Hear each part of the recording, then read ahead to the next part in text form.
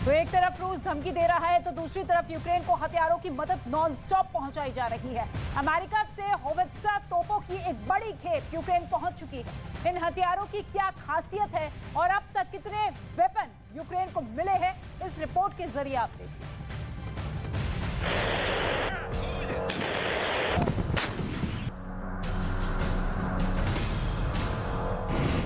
Ukraine को America ने भेजी हथियारों की नई खेप। बाइडेन के घातक हथियार से रूस का मुकाबला।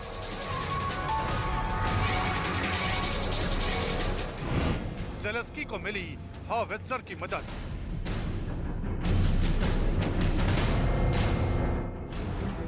अमेरिका की इसने मदद यूक्रेन पहुंचा रहा है। Has obviously made this a priority to support Eastern Europe, specifically Ukraine. Multiple presidential directives have come out with certain material that needs to be moved to Ukraine. होवित्ज़र तोपों की मदद से यूक्रेन अपनी जमीन बचाने के लिए रूसी फौज के खिलाफ खड़ा होगा। होवित्ज़र इतनी खतरनाक है कि लंबी दूरी पर बैठा दुश्मन भी इससे चित हो जाता है। इसकी खासियत ऐसी है जिसे पार पाने में पुतिन की सेना को थोड़ी मुश्किल जरूर है, क्योंकि ये लंबी दूरी तक मार करने में सक्षम है। इसमें 155 mm लंबे बैरल लगे हैं, जिसकी मदद से 30 से 40 किलोमीटर की दूरी पर दुश्मन के ठिकानों पर आसानी से हमला किया जा सकता है। साथ ही 5 सेकंड में ये 3 गोले दाग सकती है। इसके साथ ही ये इतनी हल्की है कि इसे कहीं भी आसानी से ले जाया जा सकता है। होवित्ज़र तोपों की एक और खासियत है, अमेरिका ने हाल ही में दावा किया है कि होवित्ज़र तोपें मिसाइलें गिरा सकती है। फोर्ब्स की रिपोर्ट के मुताबिक होवित्ज़र ने जब 155 मिलीमीटर डायमीटर से जब शेल फायर की तो उसने BQM-167 टारगेट जोन को पूरी तरह से ध्वस्त कर दिया।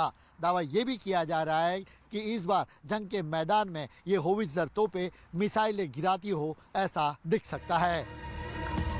इतनी खूबियों से लैस होवित्ज़र तोपों की मदद से पुतिन की सेना को रोकने में यूक्रेन को मदद मिलेगी। बाइडेन ने पुतिन के एक प्लान को फेल करने की रणनीति बना ली है। इसी इरादे से उन्होंने ज़ेलेंस्की को होवित्ज़र भेजी है। इतना ही नहीं, बाइडेन ने यूक्रेन की मदद के लिए अमेरिकी कांग्रेस के सामने $33 अरब का प्रस्ताव रखा, यानी 2,47,000 करोड़ रुपए। इस रकम में से $20 अरब यानी 1,50,000 करोड़ रुपए सैन्य सहायता के लिए और $8.5 अरब यानी करीब 63,750 करोड़ रुपए यूक्रेनी सरकार के लिए और बाकी के $3 अरब यानी करीब 22,500 करोड़ रुपए यूक्रेन के लोगों की मदद के लिए दिए जा सकते हैं।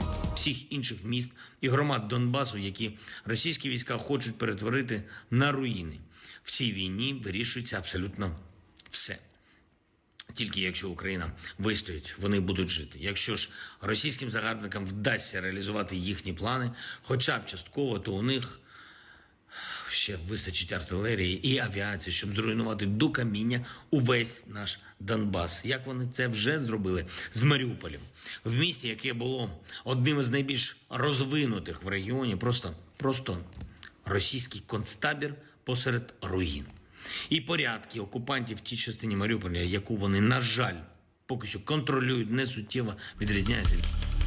असल में अमेरिका इस जंग के शुरुआत से ही यूक्रेन के साथ खड़ा है।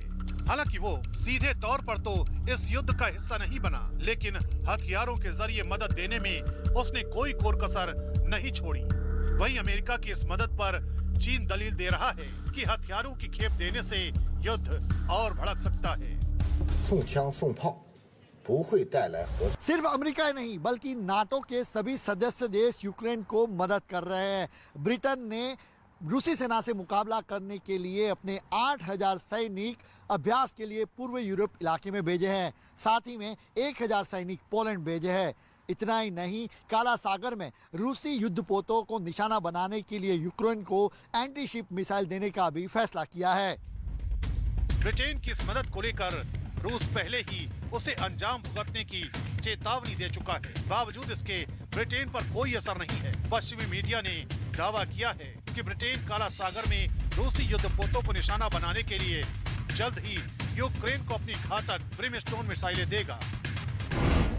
ब्रिटेन से मिलने वाली इन घातक मिसाइलों को टैंकों का काल माना जाता है। साथ ही ब्रिमस्टोन एक ऐसी मिसाइल है जो समंदर में तैनात युद्धपोतों को भी निशाना बना सकती है। इस मिसाइल को चाहे जमीन से दागा जाए या फिर फाइटर जेट से, ये तेज रफ्तार से चल रहे टारगेट को भी सटीक निशाना साध कर तबाह कर सकती है। इससे पहले ये खतरनाक मिसाइलें सीरिया और लीबिया की लड़ाई में अपनी ताकत की नुमाइश पेश कर चुकी हैं।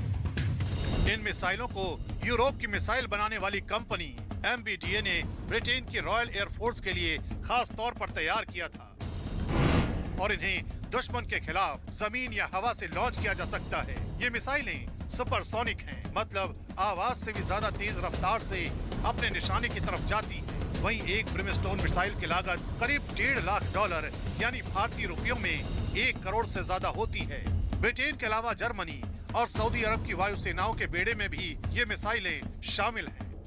हालांकि जमीनी जंग के लिए ब्रिटेन पहले ही यूक्रेन को ये मिसाइलें दे चुका है, जिनका ज़ेलेंस्की की सेना पुतिन की सेना के खिलाफ जमकर इस्तेमाल भी कर रही है। मतलब अब तक रूसी टैंकों के लिए काल साबित हो रही ये मिसाइलें अब समंदर में भी रूस के लिए मुसीबत साबित हो सकती हैं। मतलब साफ है कि युद्ध का मैदान और भयंकर होने वाला है और ज़ेलेंस्की की ताकत और बढ़ने वाली है। और यूक्रेन पर रूस के हमलों के बीच अब अमेरिका ने रूस को सबक सिखाने के लिए नया प्लान बनाया है। अमेरिकी अखबार न्यूयॉर्क टाइम्स का यह दावा है कि अमेरिका अब रूसी उद्योगपतियों की संपत्ति बेचकर यूक्रेन की मदद का प्लान बना रहा है और उसकी नजर अब रूस के उन अरबपतियों पर है जिनकी संपत्ति अमेरिका में है और अब वो इन्हीं संपत्ति के बहाने रूस को घेरने की तैयारी में जुट गया है। से लगाए गए प्रतिबंधों की परवाह की उन्होंने जो एक बार ठान लिया उसके बाद उसे करके ही दम लिया। हालांकि यूक्रेन में जारी युद्ध के लंबा खिंचने की वजह से उनके फैसले पर कई सवाल भी उठे, लेकिन फिर भी उन्होंने बिना रुके यूक्रेन पर हमले जारी रखे। इस दौरान अमेरिका ने लाख कोशिशें की, लेकिन वो रूस को नहीं रोक पाया, जिसके बाद अमेरिका ने एक ऐसा प्लान बनाया जिससे रूस की मुश्किल बढ़ सकती है। रूस के अरबपतियों पर अमेरिका की नजर। रूसी अरबपतियों की जब्त संपत्ति बेचेगा अमेरिका। अमेरिकी अखबार न्यूयॉर्क टाइम्स का दावा। अमेरिका के राष्ट्रपति जो बाइडेन ने व्हाइट हाउस में दिए गए बयान में रूस के अरबपतियों की संपत्ति को लेकर जो बयान दिया, अगर वो अमल में आया तो रूस के अरबपतियों की मुश्किल तय है। सबसे बड़ी बात ये कि बाइडेन ने न सिर्फ इनकी संपत्ति जब्त करने के आदेश दिए हैं, बल्कि इनसे मिलने वाले पैसे से यूक्रेन की मदद करने का भी दावा कर दिया। अमेरिकी अखबार न्यूयॉर्क टाइम्स का दावा है कि बाइडेन के इस प्रस्ताव को भी मंजूरी मिल गई है। रूस के अरबपतियों की लिस्ट बनेगी। अमेरिकी संसद में पेश होगा प्रस्ताव। अमेरिका रूस पर लगाम लगाने के लिए जो कार्रवाई करने की सोच रहा है, उसके लिए अमेरिका के ट्रेजरी और न्याय विभाग की भी मदद ली जाएगी। फिलहाल अमेरिकी कानून केवल नियमों के खिलाफ कमाई गई संपत्ति या पैसे को जब्त करने की अनुमति देता है। इसके इस्तेमाल को लेकर नियम सीमित हैं, जिसके लिए अमेरिका एक प्रस्ताव भी लाने की तैयारी कर रहा है, जिसमें जब्त की गई संपत्ति का पैसा यूक्रेन की मदद के लिए भेजने की अनुमति दी जाएगी।